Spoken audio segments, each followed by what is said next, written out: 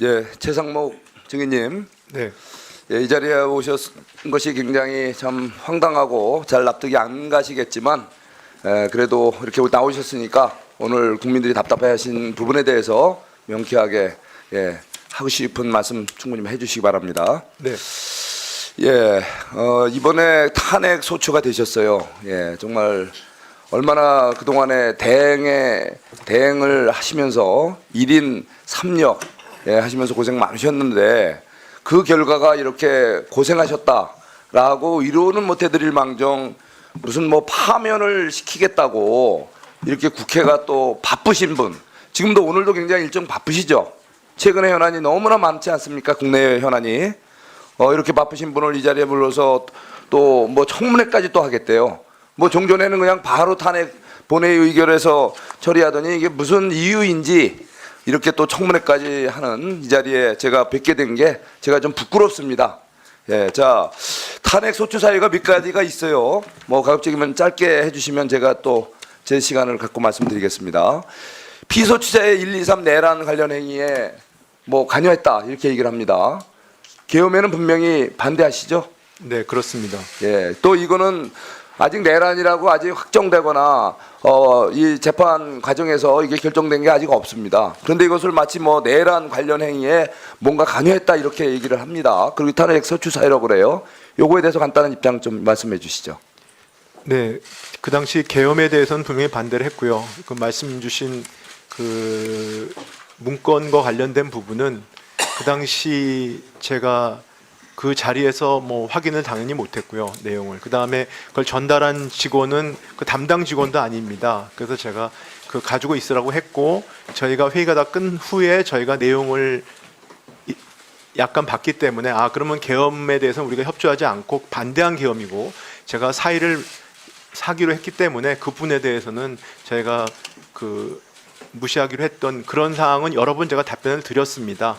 그리고 저희가 그날 F4A를 했었는데 거기에 대해서 많은 분들이 자꾸 그 지적을 해주시는데, F4A는 금융시장이나 외환시장이 그때 열려 있기 때문에 제가 금융시장 안정을 위해서 한 것이고, 그 만약에 북이 도발을 했을 때도 저희는 F4A를 할 수밖에 없습니다. 그게 북의 도발을 저희가 무슨 뭐 도와주려고 하는 건 아니지 않겠습니까? 그렇게 의원님들께서 이해를 해주시기 부탁드립니다. 예. 그리고 뭐 또 기타 탄핵 소추 사유로 헌법재판관 마은혁 후보자 임명 안 했다. 마용주 대법관 후보자 임명 안 했다. 내란 상설특검명을 절차를 불이행했다. 뭐 이런 사유를 대고 있는데, 그거는 인사권자로서 충분히 그 이런 재량 범위 내에서 검토가 필요한 부분, 여러 가지 고민 사유가 있어서 그랬던 거죠. 네, 짧게 간략히 말씀을 드리면은요, 그 제가 대행이 되는 순간 내부에서는 그 대통령 국무총리가 모두 직무 정지 중이기 때문에 권한대행이 헌법재판관을 임명하는 것은 상당히 제한적으로 행사해야 된다. 그리고 그렇기 때문에 여야 합의의 관행을 따라야 된다. 뭐 이렇게 전임 대행께서 말씀을 하셨고요. 그래서 그 원칙을 따라야 되는데 당시에 헌법 절차가 진행이 돼야 된다라는 생각으로 일단은 여야 합의가 확인된 두 분에 대해서 제가 임명을 한 것입니다. 그래서 헌재 절차는 계속 진행이 됐고요. 그러다 보니까 그 당시에 국무위원들께서 협의를 안 했다는 게 강력히 반발하셨고, 앞으로 협의를 꼭 해달라고 부탁을 하셨고, 알겠습니다. 협의를 안 하시면 일부는 사의까지 표명한다는 말씀이 계셨어요. 그러다 보니까 국무회의 자체도 저는 헌법기관이라고 생각합니다. 그래서 헌법기관을 작동하는 것도 중요하기 때문에 그 헌재 절차는 진행되고 있었고, 그래서 헌법기관의 작동을 위해서 그 국무위원들과 같이 논의를 했다, 이렇게 말씀을 드립니다. 예, 충분히 이해가 갑니다.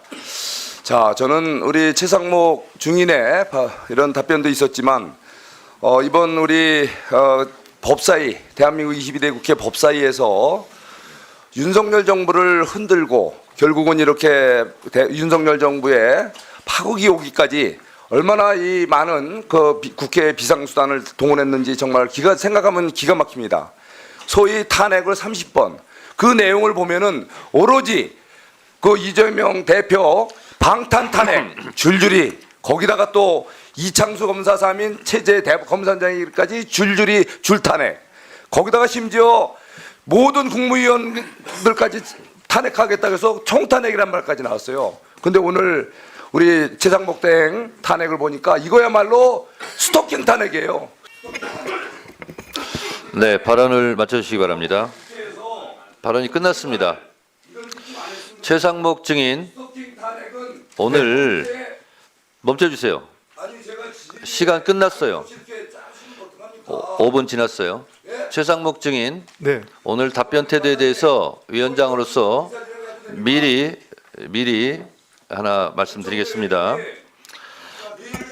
이 계엄 문건 있지 않습니까? 네. 아니 질의 중에 뭐 하시는 겁니까? 계엄 문건에 보면 예비비를 조속한 시일 내 충분히 확보하여 보고할 것 이렇게 돼 있어요.